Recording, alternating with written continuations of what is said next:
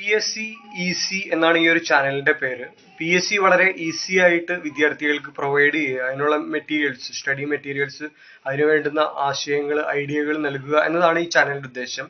അതുകൊണ്ട് തന്നെ PSC easy എന്നാണ് ചാനലിന്റെ പേര്. എല്ലാവർക്കും നമസ്കാരം.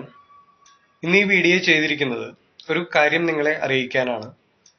കേരള PSC എക്സാം എഴുതുന്ന വിദ്യാർത്ഥികൾക്ക്, കേരള പബ്ലിക് സർവീസ് കമ്മീഷന്റെ എക്സാമിന് വേണ്ടി പ്രിപ്പയർ ചെയ്യുന്ന വിദ്യാർത്ഥികൾ, പ്രത്യേകിച്ച് LD ക്ലർക്ക്, LGS എക്സാമുകളിൽ ഓറിയന്റ് ചെയ്ത് പഠിക്കാനായിട്ട് ശ്രമിക്കുന്ന, ഒരു ഗവൺമെന്റ് ജോലി നേടിയെടുക്കാൻ ആഗ്രഹിക്കുന്ന വിദ്യാർത്ഥികൾക്കായിട്ടൊരു ചാനൽ ആരംഭിക്കുകയാണ്.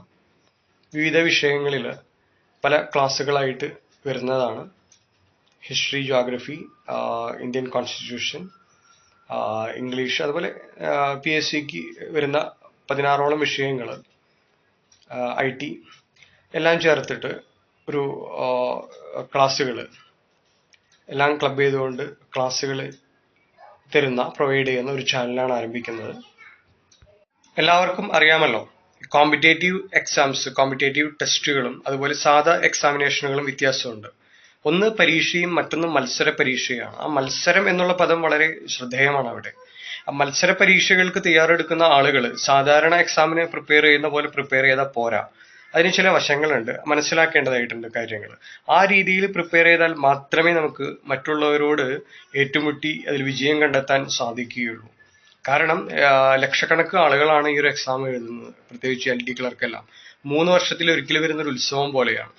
ഒരുപാട് ബൾക്കായിട്ട് ആളുകളെ നിയമിക്കുന്ന ഒരു എക്സാം കൂടിയാണ്. അതുകൊണ്ട് തന്നെ ഒരുപാട് ആളുകൾ 1 വർഷം മുന്നേ, 2 വർഷം മുന്നേ ഒക്കെ പരിശീലിച്ചു തുടങ്ങും ഈ എക്സാമിന് വേണ്ടിയിട്ട്. വർഷങ്ങളായിട്ട് പരിശീലിക്കുന്ന ആളുകളുണ്ട്. അപ്പൊ അവരുടെ അടുത്തൊക്കെ നമുക്ക് എങ്ങനെ കോമ്പറ്റേറ്റ് ചെയ്യാൻ പറ്റും എന്നുള്ളത് നമ്മൾ ഈ ചാനലിൽ മനസ്സിലാക്കി തരും. അതുപോലെ ഇതൊരു ബിസിനസ് ആക്കി എടുത്തുകൊണ്ട് ഒരുപാട് കമ്പനികൾ, പബ്ലിഷേഴ്സ് ഒരുപാട് റാങ്ക് ഫയൽസ് പ്രസിദ്ധീകരിക്കുന്നുണ്ട്.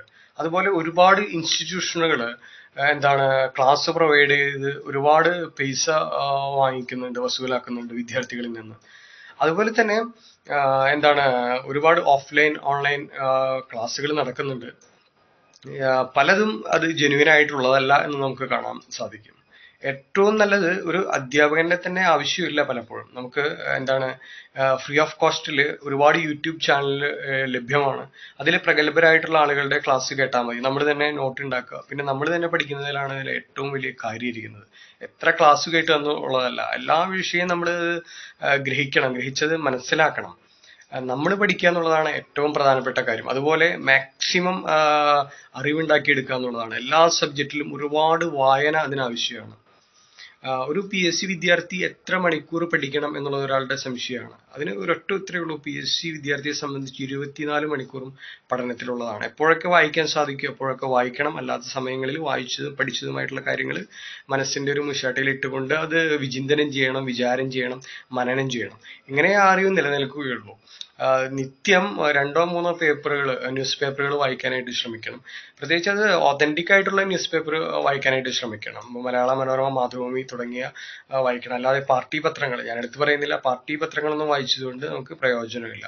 ഇപ്പൊ ഹിന്ദു തുടങ്ങിയ ഇംഗ്ലീഷ് പത്രങ്ങൾ വായിക്കണം, നല്ലതാണ്. ഈ പത്രവായനയിൽ നിന്ന് നമുക്ക് നാട്ടിലെ അറിവും അതുപോലെ തന്നെ ഒരു ജില്ലയിലെ അറിവ്, ഒരു സംസ്ഥാനത്തെ അറിവ്, ഒരു രാഷ്ട്രത്തിലെ, ഒരു ദേശത്തിലെ അറിവ്, അതുപോലെ തന്നെ വിദേശങ്ങളിലുള്ള അറിവ് നമുക്ക് ലഭ്യമാണ്. അപ്പൊ ഈ എല്ലാ അറിവുകളും നമുക്ക് കറണ്ട് അഫയേഴ്സ് എന്ന് പറയുന്ന ഒരു സെക്ഷനിൽ വളരെ പ്രധാനപ്പെട്ട ഒന്നാണ്. പ്രത്യേകിച്ച് LD ക്ലർക്കിനെല്ലാം 20 മാർക്കാണ് കറണ്ട് അഫയേഴ്സിന് വരുന്നത്. അതാണ് നമ്മുടെ റാങ്ക് നിർണ്ണയിക്കുന്നത്. അവിടെയാണ് നമ്മുടെ റാങ്ക് നിർണ്ണയിക്കപ്പെടുന്നത്. മറ്റെല്ലാം ഇമ്പോർട്ടന്റ് തന്നെ, ഇമ്പോർട്ടന്റ് അല്ല എന്നല്ല, പക്ഷെ ഇത് ഏറ്റവും കൂടുതൽ മാർക്ക് സ്കോർ ചെയ്യേണ്ട ഒരു ഭാഗമാണ്. അതിന് ഈ ഒരു ന്യൂസ് പേപ്പർ വായന, സമകാലീന കാര്യങ്ങൾ അറിയുക, അത് ഇന്ത്യയിലെ മാത്രമല്ല, കേരളത്തിലെ മാത്രമല്ല, എല്ലായിടത്തെയും 195 രാജ്യങ്ങളിൽ എല്ലായിടത്തെയും കാര്യങ്ങൾ നമ്മൾ ഒരുപോലെ മനസ്സിലാക്കാനായിട്ട് ശ്രമിക്കണം. അവിടത്തേക്ക് ആഗോള പ്രശ്നങ്ങൾ, യുദ്ധങ്ങൾ, അവിടെയൊക്കെ മാറി മാറി വരുന്ന ഭരണ നേതാക്കൾ, അവരെ കുറിച്ചെല്ലാം അവരുടെ പേരുകൾ എല്ലാം നമ്മൾ അറിയേണ്ടതായിട്ടുണ്ട്. അതുപോലെ അന്താരാഷ്ട്ര സംഘടനകൾ, ഇപ്പൊ UN പോലെയുള്ള സംഘടനകൾ, അങ്ങനെ ഒരുപാട് സംഘടനകളുണ്ട്. ഇപ്പൊ ജിയോഗ്രഫിക്കൽ ആയിട്ടുള്ള കാര്യങ്ങൾക്ക്, പ്രകൃതി പരിസ്ഥിതി സംബന്ധമായിട്ടുള്ള ഒരുപാട് സംഘടനകൾ, ഒരുപാട് സംഘടനകളുണ്ട്, വേൾഡ് ബാങ്ക്, അങ്ങനെ എല്ലാ കാര്യത്തെക്കുറിച്ചും നമുക്ക് ഒരു അറിവ് വേണം. അതിന് സഹായിക്കുന്നത്, എപ്പോഴും കൂടുതൽ സഹായിക്കുന്നത് ഒരു പത്രം വായനയാണ്. അപ്പൊ അത് വേണം. അങ്ങനെ എന്തൊക്കെ രീതിയിലാണ് നമുക്കിത് നേടിയെടുക്കാൻ സാധിക്കുക, ഒരു കോമ്പറ്റേറ്റീവ് എക്സാമിന് പ്രിപ്പയർ ചെയ്യാൻ സാധിക്കുക എന്നുള്ളത് നമ്മൾ പറഞ്ഞു തരുന്നതാണ്. നമ്മുടെ ഈ ചാനൽ എന്ന് പറഞ്ഞ ഫ്രീ ഓഫ് കോസ്റ്റ് ആണ്, ഫ്രീ ഓഫ് കോസ്റ്റിലാണല്ലോ നിങ്ങൾക്കിത് കിട്ടുന്നത്. അപ്പോൾ തികച്ച ആധികാരികമായിട്ടുള്ള ഗ്രന്ഥങ്ങൾ പഠിച്ച് അതിലെ കാര്യമാണ് പറയുന്നത്. പിന്നെ ഒരു പണ്ട് കാലത്തൊക്കെ PSC നേടുക എന്ന് പറഞ്ഞാൽ കുറച്ചുകൂടെ എളുപ്പമായിരുന്നു. കാരണം 10, 13, 15 മാർക്കൊക്കെ കിട്ടിയ ആളുകൾക്ക് പോലും റാങ്ക് ലിസ്റ്റിൽ കയറി പറ്റാനും ഉദ്യോഗത്തിൽ കയറാനെല്ലാം സാധിച്ച ഒരു കാലഘട്ടം ഉണ്ടായിരുന്നു. പക്ഷെ ഇന്ന് അങ്ങനെയല്ല. വൺ വേഡ് ടൈപ്പ് ക്വസ്റ്റ്യനേ അല്ല ഇപ്പോൾ. പണ്ടെന്നൊക്കെ പറഞ്ഞ് ഗാന്ധിജി ജനിച്ചതെന്നാണ്, ഗാന്ധിജിയുടെ കുറച്ച് കാര്യങ്ങൾ ചോദിച്ചു, അല്ലെങ്കിൽ ഇന്ത്യൻ ഭരണഘടനയുടെ ഏതെങ്കിലും ഒരു വൺ വേഡ് ടൈപ്പിൽ ഒരു ക്വസ്റ്റ്യൻ ചോദിച്ചു, ആരാണ് അമേരിക്കൻ പ്രസിഡന്റ് എന്ന് ചോദിച്ചു, അങ്ങനെ എന്തെങ്കിലുമൊക്കെ ഉള്ളൂ. പക്ഷെ ഇന്ന് അങ്ങനെയല്ല. ഇന്ന് അതിഗംഭീരമായിട്ട് എന്താണ് ഒരു കോമ്പറ്റീഷൻ ഇത്തരത്തിലേക്ക് ഇത് ഉയർന്നിരിക്കുകയാണ്. ലക്ഷക്കണക്കിന് ആളുകളാണ് അപേക്ഷിക്കുന്നത്. അപേക്ഷിക്കുന്ന ആളുകളും വെറുതെ വന്ന് എക്സാം എഴുതുന്നവരാരുമില്ല. എല്ലാവരും നന്നായിട്ട് പ്രിപ്പയർ ചെയ്തിട്ടാണ് എക്സാം എഴുതുന്നത്. ജോഗ്രഫി ആയിക്കോട്ടെ, ഫിസിക്സ് ആയിക്കോട്ടെ, കെമിസ്ട്രി ആയിക്കോട്ടെ, ഹിസ്റ്ററി ആയിക്കോട്ടെ, എല്ലാം ഇപ്പോൾ സ്റ്റേറ്റ്മെന്റ് ടൈപ്പിലാണ് ക്വസ്റ്റ്യൻസ് ഒക്കെ ചോദിക്കുന്നത്.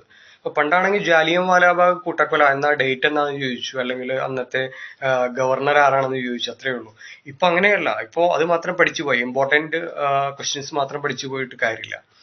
കാരണം ഇപ്പൊ ജാലിയൻവാലാബാഗ് കൂട്ടക്കൊലയെ സംബന്ധിച്ച് എന്തൊക്കെ പഠിക്കാനുണ്ടോ അതൊക്കെ പഠിക്കണം. കാരണം ഇപ്പൊ അതിന്റെ ഡിസ്ക്രിപ്ഷൻസ് പഠിച്ചാൽ മാത്രമേ നമുക്കത് ആൻസർ ചെയ്യാൻ പറ്റുള്ളൂ. കാര്യം ഡോട്ട് ഇട്ടിട്ട് അതിന്റെ ഓരോരോ കാര്യങ്ങൾ വരും. അപ്പൊ അത് അറിയാത്ത ആളുകളെ സംബന്ധിച്ച് അതെങ്ങനെയാണ്, ശരിയാണോ, ഏതാണ് തെറ്റ്, ഏതാണ് ശരി എന്നൊക്കെ എങ്ങനെ മനസ്സിലാക്കാൻ സാധിക്കുക. അതുകൊണ്ട് തന്നെ അത് മൊത്തം വായിച്ച ആളുകൾക്ക് സാധിക്കൂ. അത്രയധികം ആളുകൾ ഇതെല്ലാം പഠിച്ച് നമ്മുടെ മുൻപിലുണ്ട്. അപ്പൊ അവരുടെ അടുത്തൊക്കെ കോമ്പറ്റ് ചെയ്ത് നമ്മൾ റാങ്ക് ലിസ്റ്റിൽ കയറി പറ്റുക, അതിനെ തുടർന്ന് ജോലി നേടുക എന്നത് വളരെ ദുഷ്കരമായിട്ടുള്ള, അപ്രാപ്യമായിട്ടുള്ള കാര്യമാണ് സാധാരണ രീതിയിൽ പഠിക്കുകയാണെങ്കിൽ.